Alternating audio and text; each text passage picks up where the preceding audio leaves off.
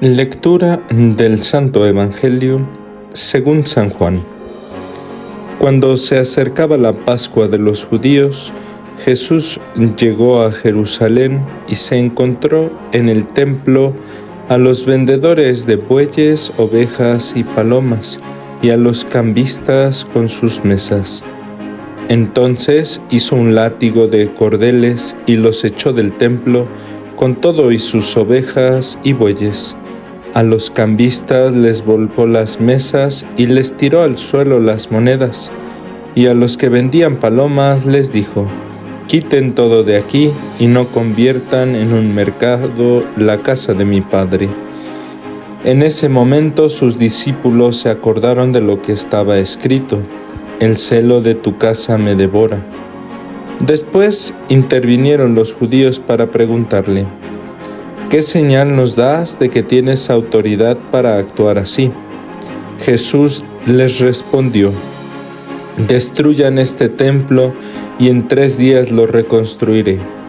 Replicaron los judíos: 46 años se ha llevado la construcción del templo, ¿y tú lo vas a levantar en 3 días? Pero él hablaba del templo de su cuerpo. Por eso, cuando resucitó Jesús de entre los muertos, se acordaron sus discípulos de que había dicho aquello y creyeron en la Escritura y en las palabras que Jesús había dicho. Mientras estuvo en Jerusalén para las fiestas de Pascua, muchos creyeron en él al ver los prodigios que hacía. Pero Jesús no se fiaba de ellos, porque los conocía a todos y no necesitaba que nadie le descubriera lo que es el hombre, porque él sabía lo que hay en el hombre. Palabra del Señor.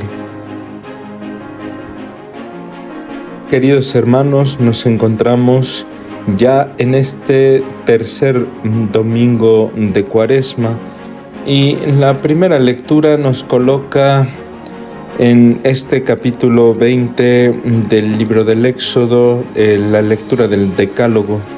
A través de esta entrega de la ley por parte de Dios a Moisés, nosotros encontramos el tema fundamental de una de las grandes instituciones del pueblo judío y que va a guiar la reflexión teológica no solo para el pueblo de Israel, sino sobre todo también para el pueblo cristiano. La ley constituye una gran pedagogía para el cristiano porque se refiere a aquellas prescripciones que van educando el corazón para la santidad, es decir, para entender la voluntad de Dios y para aceptar el camino que le propone al ser humano, y así apartarse de todo aquello que le conduce a caminos contrarios a la felicidad y a la salvación.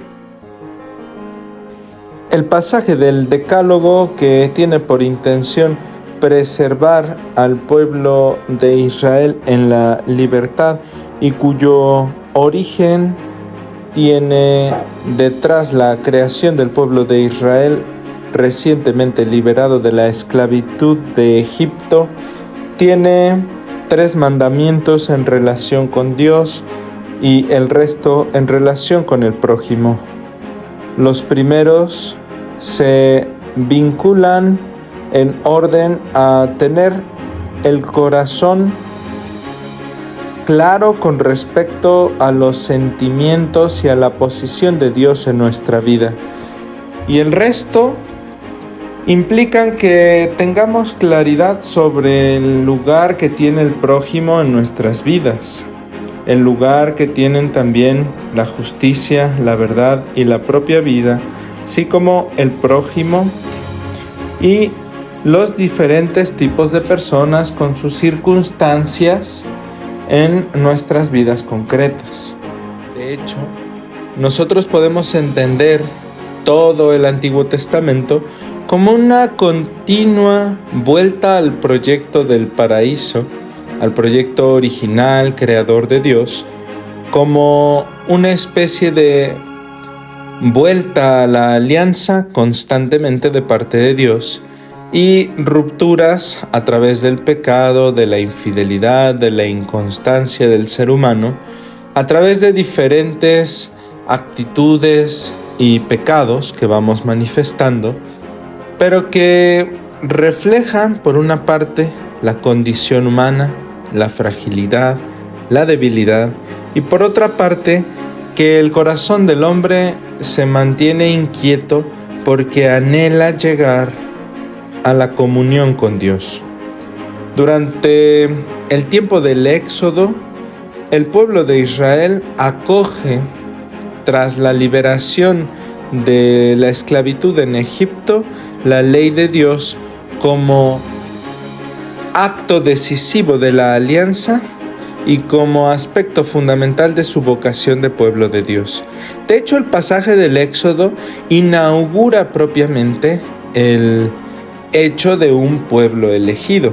A partir de este momento se habla de un pueblo de Israel, de un pueblo elegido por parte de Dios. El don de la ley dado en este monte no suprime la promesa hecha a Abraham ni a sus hijos, sino que en realidad la realiza. Se enmarca la ley divina a través de diferentes promesas que se van concretando a lo largo de la historia de la salvación y que los profetas irán concretando y ratificando por la acción del Espíritu Santo hasta la llegada de Jesús. De hecho, la ley no conoce final porque es la misma voz de Dios que trata de guiar nuestro corazón a aceptar su voluntad, a aceptar la santidad como un itinerario de vida. Por eso, la exigencia es a entender y a purificar el corazón cada vez con mayor rigurosidad, con mayor criterio según el mismo Espíritu Santo. Por eso Jesús exige una perfección interior y no necesariamente una fidelidad a la letra. En este mismo sentido de el orden que la ley introduce en nuestra vida y nos dispone para la santidad, podemos a menudo encontrar continuidades y discontinuidades entre el Antiguo y el Nuevo Testamento. A veces podemos encontrar contraposiciones entre la ley y la gracia, como si fueran instituciones o realidades distintas, como si la ley fuera una disposición restrictiva únicamente e impidiera la realización del ser humano, y la gracia fuera únicamente esta moción del Espíritu Santo que promueve la santidad. A veces también encontramos una cierta continuidad propedéutica de la ley hacia la gracia, en la que una es vista como antecesora de la otra y la ley va preparando la mente y el corazón para que la gracia se realice de modo más adecuado en nuestra vida. En realidad, la ley y la gracia cooperan para la realización del ser humano. Y esto lo podemos ver en numerosos pasajes del Nuevo Testamento. Jesús cumple con la ley e invita a sus seguidores a cumplirla. Podemos ver, por ejemplo, el capítulo 5, verso 17 del Evangelio de Mateo, donde es preciso observar la ley. No podemos omitir su cumplimiento de modo irresponsable, pero el mero cumplimiento externo, superficial e insuficiente de la ley no conduce a la vida ni a la salvación ofrecida por Dios. Esto no es suficiente para alcanzar la vida del Espíritu. No nos da la vida ni la salvación que quiere Dios que alcancemos por el amor. Este es el mensaje central del Nuevo Testamento. El mero cumplimiento exterior de los sacrificios o de las prescripciones no alcanza para que la salvación, para que la reconciliación, para que el don de Dios llegue a nuestra vida. Y esto es fundamental, porque entonces se nos vuelve claro el sentido del pasaje de la purificación del templo. Vemos cómo el Evangelio de Juan, en estos primeros capítulos, vemos cómo este Evangelio de Juan entonces nos presenta dos comienzos del ministerio de Jesús. Uno positivo, en el que se revela a sus discípulos a través de esta manifestación en las bodas de Canaán. Y uno polémico, en el que se revela a través de esta manifestación de la purificación del templo a sus adversarios. Es sumamente interesante que es narrado este pasaje de la purificación del templo a lo largo de los 4 evangelios. En el capítulo 11 del Evangelio de Marcos, en el capítulo 21 del Evangelio de Mateo, en el capítulo 19 del Evangelio de Lucas y en este capítulo 2 del Evangelio de San Juan. En cualquier caso, es decisivo entender que lo importante y cuyo sentido se nos revela decisivo para la vivencia de este tiempo de Cuaresma no es tanto la expulsión de los mercaderes o de estos vendedores del patio de los paganos, sino la purificación. La invitación del Evangelio de este día nos invita a ubicar que la resurrección de Jesús, la Pascua, es un tiempo en el que seremos restituidos a nuestra dignidad como cristianos. Y para eso hay que prepararnos en el corazón, en la mente, en el espíritu. ¿A través de qué? Del seguimiento de la ley, de la fidelidad, de la conversión del corazón, de la conversión a Dios y de la conversión de nuestras actitudes de injusticia con el prójimo, de santificar las fiestas, de amar a Dios, de dejar de robar, de dejar de mentir, de dejar el adulterio y todas esas cosas que nos van alejando de Dios y de nuestro prójimo. Es tiempo de convertirnos, es tiempo de expulsar de nuestra vida todo eso que nos aparta de la vida de oración, todo aquello que no hace de nuestro templo un lugar para la oración y para la comunión, todo aquello que nos impide verdaderamente seguir a Jesús y configurarnos con Él.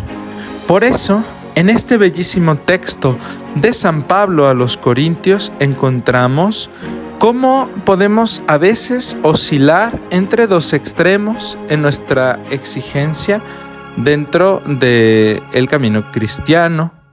Podemos pedir señales milagrosas o a veces sabiduría, y sin embargo vivir alejados de lo verdaderamente importante.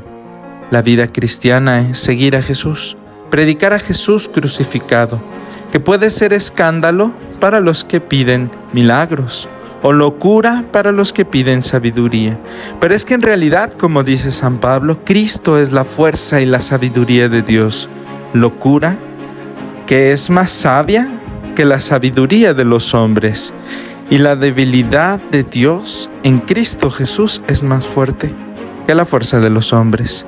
Pidámosle a Él que nos ayude a caminar en este tiempo de preparación para la Pascua, con la fuerza y la sabiduría de Cristo para vencer todas las tentaciones y expulsar de nuestra vida todos aquellos vicios e infidelidades que nos van esclavizando y que nos impiden vivir la auténtica alianza, que nos impiden ser verdaderos hijos de Dios, que nos impiden seguirlo auténticamente y así irnos preparando para vivir las fiestas cristianas, para vivir la fiesta más grande, la fiesta de la Pascua, y renacer a una vida nueva con Cristo en su resurrección. Pidámosle a Jesús que nos ayude a entregarle nuestra vida entera y así cantar, como este Salmo 18, Tú tienes, Señor, palabras de vida eterna. Que así sea.